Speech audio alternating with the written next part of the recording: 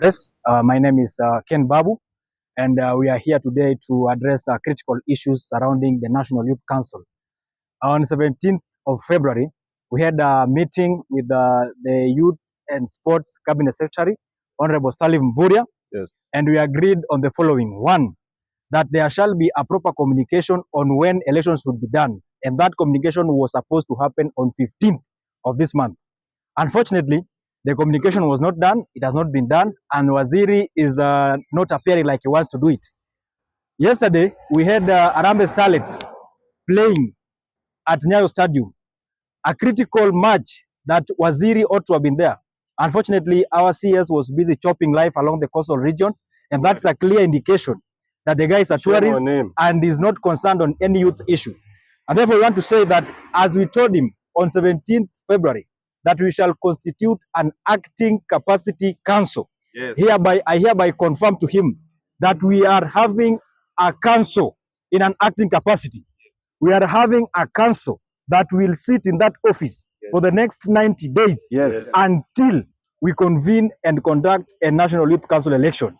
I want to tell Waziri.Mvurya and the entire Youth Council and the advisory board that the youth issues of this country must be dealt with critically, with a lot of intention, with a lot of soberness and honesty.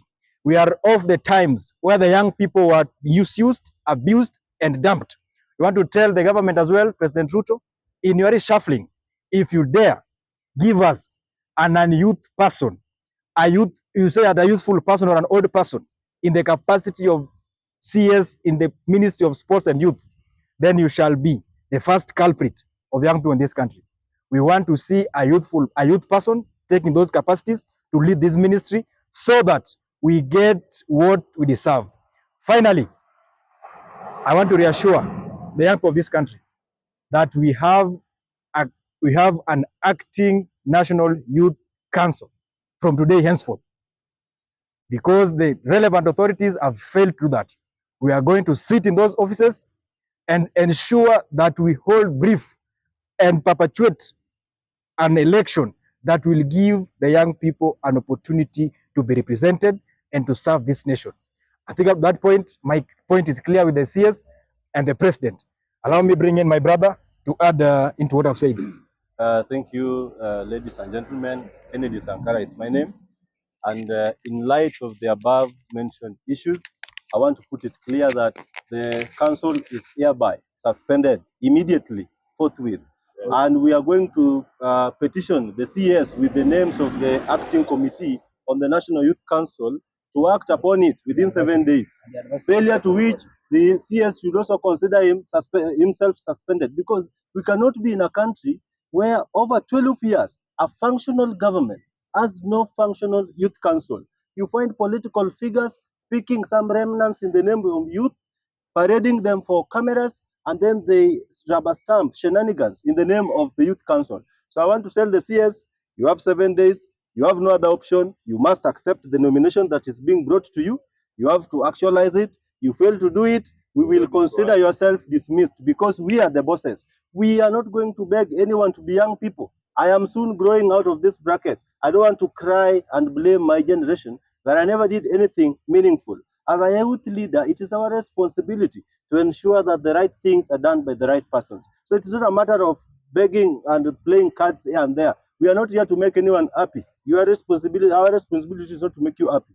So we must ensure that the right thing is done by the right person. The government has a lot of budget.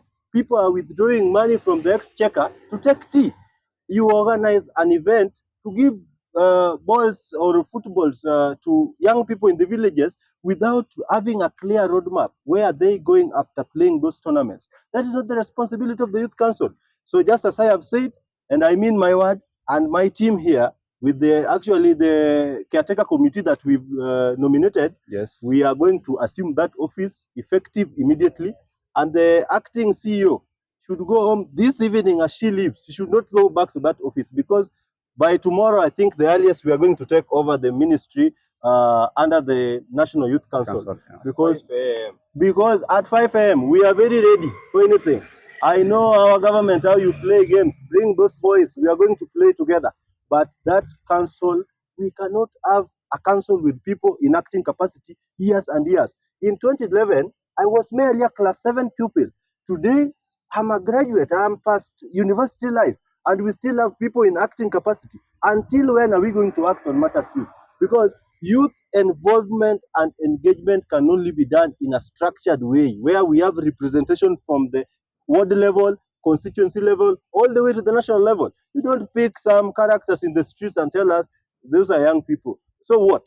So the CS, you have to act, by the way. This is not a laughing matter. We are not begging you. We are not requesting you. You have to do as we have said. We are your bosses. So you either do it or you don't do it, but the repercussions stands constant that you will go home. You fail to recognize and ratify the list we are bringing to you, the president should not just wait to suspend you. In fact, we will do even much more than the suspension. Thank you very much. My name is Julius Ganera. It's very hard to imagine a country with a greater potential like our country, Kenya. We are still in an era where our young people are being taken for granted. For instance, we saw in the news this past weekend, like the likes of Margaret Nduta in Vietnam is being on the verge of being executed just because the Ministry of Youth Affairs is not taking into consideration the matters affecting the young people. For instance, this week the Ministry of Youth Affairs is on the verge of launching a multi-billion World Bank funded project called Nyota, that is National Youth Opportunities Towards Advancement, without proper consideration of the interests of the young people. As we speak today, the money that is meant to empower the young people through the Nyota project has already been diverted to other projects which are not even of concern to the young people. We want to urge the leadership of the ministry that we are watching, we are going to be vigilant, we are going to ensure that the Nyota project is going to be delivered to the young people of Kenya. And I want to urge, I want to petition the parliament of this country, the Auditor General, the EACC, to come on board and investigate the malpractices that is being occasioned in a Nyota project and is still yet to be launched. Thank you. Maybe I'll bring in. Thank you very much. My name is Gilbert Nalwa. I come from Bungoma County. Now, I just want to say that there has been a clarion call in this country to include the young people of this country into the decision-making processes of our country. But it is quite unfortunate, just as my brothers have spoken here, that for the last 13 years, a council, a national youth council, which is a legal entity that is recognized in this country through the National Assembly Act of 2009, has been inactive. The council has been the council has been non-existent, and it is quite unfortunate because even as we advocate for matters of young people to be included in government and all aspects of life, one of the institutions that the young people of this country identify themselves with should be the National Youth Council. It is quite unfortunate that no government has given priority to the election of the National Youth Council to happen. And even as I stand here today, I'm cognizant of the fact that the president of our country, William Ruto himself, when he took office, he gave a commitment, and I remember he was in Mombasa when he was engaged in a town hall engagement with young people. He committed himself and said very clearly that him as the president, he's going to make sure that the young people of this country are given an opportunity to elect their representatives to the National Youth Council. And the previous Cabinet Secretary, Onesmus Kipchumba Murkomen, for the Youth Affairs, Creative Economy and Sports, gave a very clear indication that the process of doing this election had started, because he unveiled the National Election Steering Committee and even unveiled the roadmap to that elections. The roadmap was very clear that today, as we speak on March, we should be heading to the final stages of those elections. And so what we want to say, and just to add on what my brothers have said, we want to call upon the Ministry of Youth, the Cabinet Secretary for Youth, Honorable Salim.Mvurya. We kindly ask you to take the matters of youth in this country with a lot of seriousness. We lack representation, not because we cannot represent ourselves, but because we have not been given an opportunity to represent ourselves. And if we have no capacities and ability to vie and be members of parliament, because we see even political parties nominating representatives into the parliament, and the National Assembly is the only house in this country that appropriates budget to cater for all the peoples in our country. We do not have representatives in parliament.